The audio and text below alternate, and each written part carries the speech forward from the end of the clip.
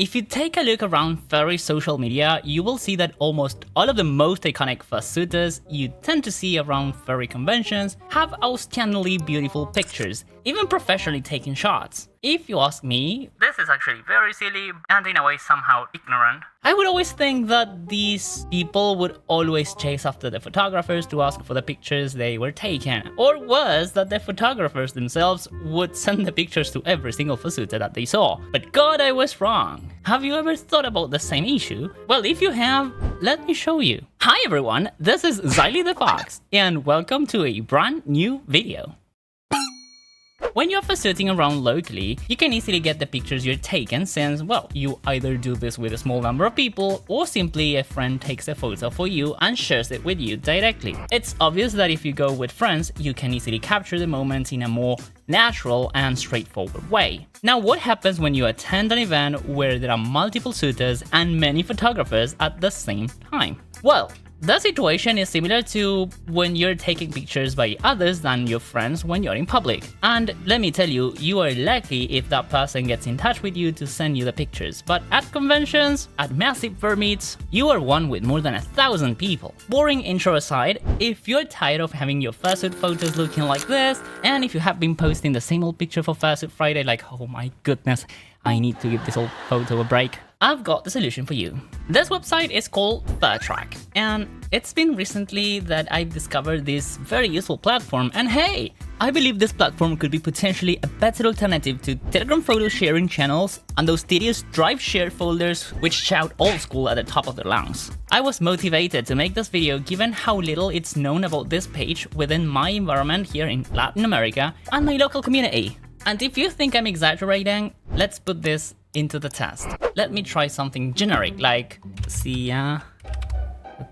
there you go. Well, that's actually lots of pictures. Look, like if you take a look at it, like there are many pictures, very professionally taken pictures. All these pictures are from the bus, the bus meet that they had. Outstanding. Now let's try something different. Let's try Buenos Aires. There you go. Well, yeah, I knew this was gonna happen. Now, my friend Beta made a video on this page as well not too long ago, and he was more interactive there, so if you want to, you can check out his video by clicking on this note. Now, talking about the website itself, FurTrack is a site to easily share, tag, and search for fursuit photos. It's a free of charge service where all the people there just post their personally taken pictures, and because of that, it's open to anyone who just enjoys the art of taking photographic record of this great pastime we all have in the furry fandom, which is called fursuiting. The mechanics of the site are very straightforward since it's very similar to other gallery sites like Flickr or Instagram, and you can easily add tags to your pictures as in Fur Affinity and, okay, more controversially speaking, E621. Okay, yeah, I've said it, okay? All of that makes this site very easy to use, and it's actually a very useful tool when it comes to finding lost moments of you while fursuiting. For example, this performance I had during my last convention, and since I was performing, I could either ask a friend to take pictures of me during the performance, or better yet, I could count on someone else taking a photo and posting it on the site. It was not the case, but still you get the idea. Yeah, I hope. It's a good idea that people actually know this page so that they can post more pictures there. As I was saying before, very few furries know about this website on this side of the globe, and I believe it's a complete waste of potential. I mean, look at these pictures. It'd be amazing that more local events from South America get photographic records, since while doing some research on the page, I tried different tags like, for example, Chile, Argentina, and Brazil, and as you saw earlier on the video, there were actually very few results, and these pictures were not even taken at furry events that are taking place down here. So you know what? Let's change that. If you're from South America and you haven't heard of this webpage, how about we start posting pictures there? Because it's actually quite easy. It's like posting arts on Fur Affinity. If you have been a furry for more than 10 years, you know, Fur Affinity used to be quite an interesting site. So I am sure that you can all do, but as long as you create the photographer who took the picture and add the corresponding tags, your picture will not get lost among the many that are there already. So how about we do that? It's a great way to actually share our bit with the world. On the other side though, I do notice that this page has some flaws. I mean, they are minimal, but I believe there could be some sort of recommendation to improve or, suggest future changes. First off, I have, by reading the frequently asked questions, found that developers of this site have a support system. That is to say, you can donate to them. However, as I have just said, the Ko-fi is hidden, and by moving it to the front page and giving it a cute fancy button reading "Support us," furries could have an easier way to donate to this project. Additionally, as I said before,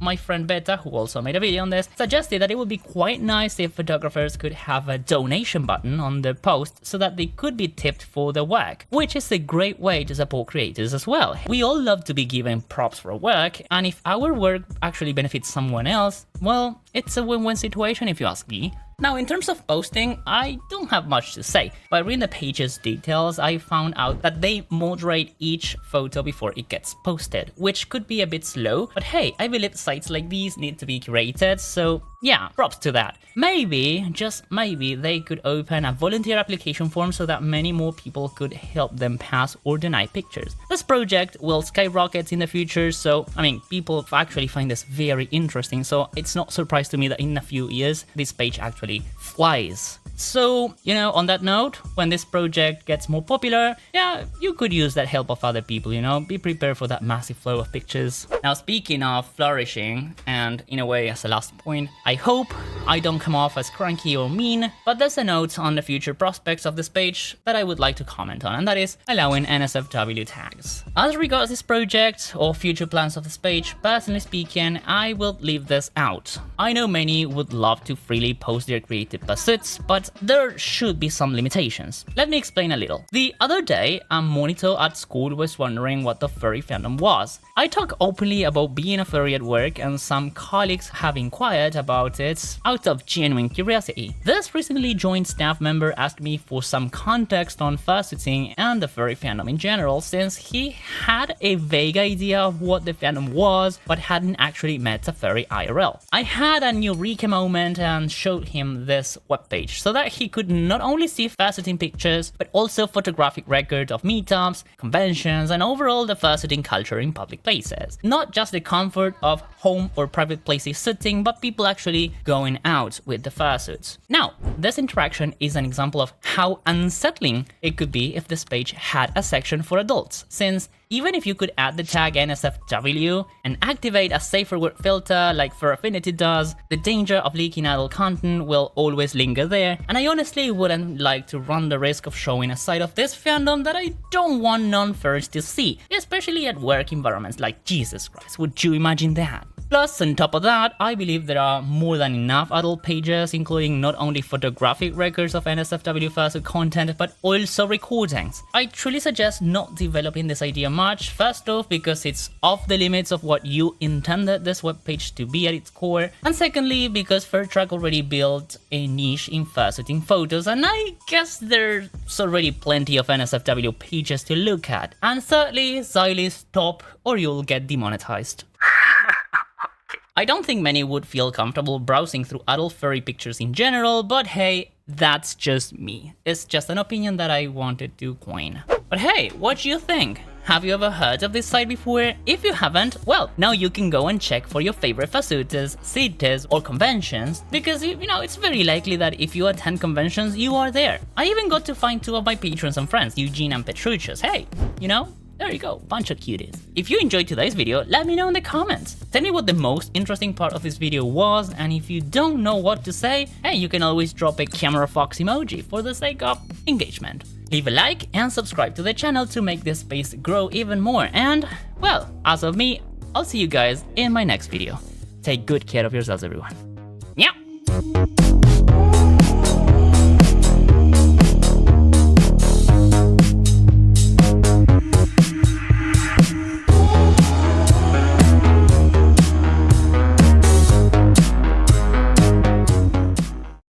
A large cappuccino. What is this?